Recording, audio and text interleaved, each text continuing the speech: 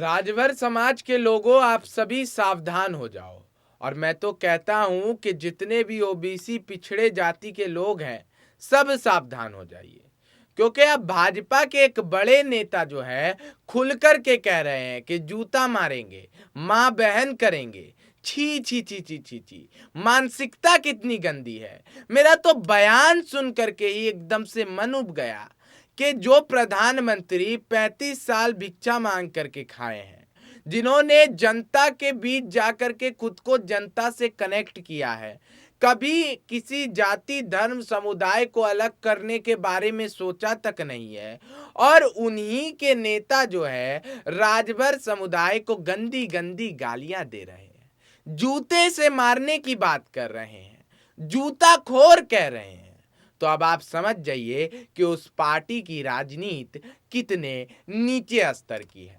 पहले हम आपको भाजपा के जो पूर्व राज्यसभा सांसद हैं, जी हाँ, राज्यसभा के सांसद रह चुके हैं, हरिनारायण राजभर, उनका बयान सुनाना चाहेंगे। क्योंकि आजकल बहुत जो है बड़बोलेपन में कुछ से कुछ अंजुलूल बोलते चले जा रहे हैं। सुनिए उनका बयान। भारतीय जनता पार्टी कार्यकर्ता को जो गाली देगा, महतारी बहन देगा कार्यकर्ताओं का, बीजेपी के कार्यकर्ताओं का नहीं है। तो वो आपके प्रदेश अध्यक्ष आए हुए थे, वो तो नहीं कहे कि जूता से मारेंगे। नहीं, तो प्रदेश अध्यक्ष का काम अलग है, हमारा काम। मतलब आपका काम है जूता से मारना। आप नहीं समझा जी, मैं कह रहा हूं कि जो भारतीय जनता पार्टी कार्यकर्ताओं को जो गाली देगा, वो कार्यकर्ता जूता से नहीं मारेगा तो पूजा करेगा। तो अध्यक्ष जी को समझाइए कि उनको ना ले। अध्यक्ष को हम काहे लिए समझाएंगे? अध्यक्ष जी हमारे नेता है। तो क्या लगता है कि वो गलती कर रहे हैं? आप गलत कर रहे हैं। वो गलती कर रहे हैं? नहीं, वो काहे लिए गलत करेंगे? आप देखो।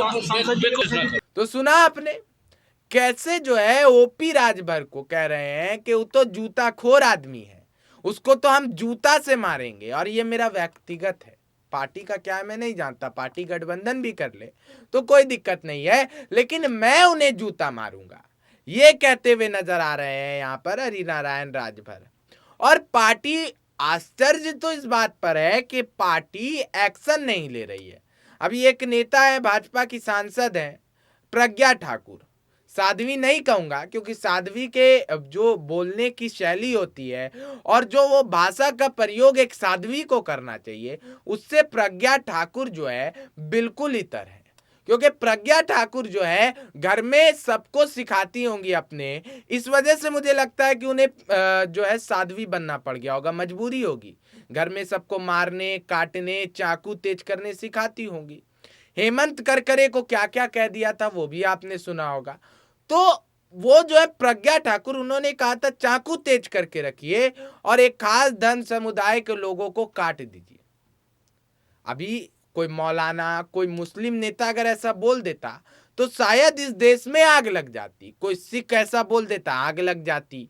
कोई ईसाई ऐसा बोल देता, आग लग जाती। कोई पिछड़े समुदाय का बोल देता तो आग लग जाती। लेकिन भाजपा के अंदर अगर आप रहे तो कोई भी समुदाय के उससे मतलब नहीं है। भाजपा का आपके सर पर हाथ है तो आप कुछ भी बोल सकते हैं, कुछ भी उंजुलूल बोल सकते हैं, कैसा भी जहर फेंक सकते हैं। और यहां तक कि भाजपा आपको इस तरीके का भी अधिकार दे सकती है कि आप किसी धर्म समुदाय विशेष के भगवानों तक को गाली दे दे। नुपुर शर्मा याद होगी आपको। बहरहाल छोड़िए, नुपुर शर्मा पर नहीं आएंगे, अभी तो हरिनारायण राजभर पर ही रहेंगे। क्योंकि यहाँ पर हरिनारायण राजभर ने कह दिया है कि जूता मारेंगे, जूता खोर है ओपी राजभर। तो क्या ओपी राजभर को ऐसा बोलना राजभर समुदाय के लिए जो है बेइज्जती की बात नहीं है? क्या ये दुर्भाग्यपूर्ण नहीं है? क्या 2024 में इससे ओबीसी वोट बैंक नाराज नहीं हो जाएगा? क्या पिछड़ा करेगा भाजपा को समर्थन? अगर जूता खाने की बात सुन करके भी पिछड़े समुदाय के लोग जो है समर्थन करते हैं भाजपा का, तो मेरा यकीन मानिए कि तब तो कुछ कहा ही नहीं जा सकता है। और ओपी राजभर से भी कहना चाहूंगा कि अगर इतनी बेइज्जती सहने के बाद भी अभी भी अगर आप भाजपा में शामिल होना चाहते हैं तो गुरुदेव हाथ जोड़ता हूं आपके कि आप राजनीति छोड़ दीजिए। क्योंकि जो इल्जाम आप अखिलेश यादव पर लगाते आए हैं बेइज्जती का, शायद अगर आप भाजपा से गठबंधन कर दे तो फिर आपके राजनीतिक वर्चस्व को लूट खसोट कर खाने का काम भी भाजपा कर सकती है।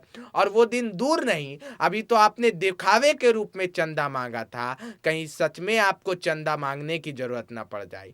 और आपने ऐसा सोच कैसे लिया कि आप भगवाधारी के हिंदुत्व हृदय सम्राट को भीख मंगवाने की बात बोलेंगे और वो आपसे बदला नहीं लेगी? ऐसा हो सकता है? ऐसा हरगिज नहीं होगा। वो आपसे बदला लेगी, चाहे सट करके आपका खून चूसे, चाहे आपसे दूर रह करके आपका खून चूसे। तो जैसे कि हरिनारायण राजभर ने कहा कि ये मेरी व्यक्तिगत विचार है और पार्टी का इससे कोई लेना देना नहीं है। तो मैं आपको बताना चाहता हूं कि जब आप किसी पार्टी से जुड़ते हैं और जब आप जनता का नेतृत्व करते हैं तो आप किसी के भी ऊपर अपनी पर्सनल विचारधारा नहीं थोप सकते हैं। सबसे बड़ी बात यह है। और खैर, कह भी मैं किससे रहा हूं? एक ऐसी पार्टी से जो धर्म और समुदाय के नाम पर देश को लड़ाने का काम कर रही है। तो उसके नेता तो भैया आदिवासी, पिछड़े, दलितों को गाली देंगे ही, और गाली दे ही रहे हैं। पिछड़ों के नाम पर राजनीति कर रहे हैं, ओबीसी के नाम पर राजनीति कर रहे हैं, अति पिछड़ों के नाम पर राजनीति कर रहे हैं। और उनके खेमे से अगर कोई नेता खड़ा हो रहा है तो उसे गाली देने का काम कर रहे हैं। जनता जनार्दन है, जनता सब समझती है। और 2024 में शायद ऐसे बड़बोले नेताओं की वजह से पार्टी को मुंह की खानी पड़ सकती है। बहरहाल आज की इस रिपोर्ट में इतना ही। तब तक के लिए बने रहिए और देखते रहिए नेक्स्ट 9 न्यूज़ पॉलिटिकल बाइट।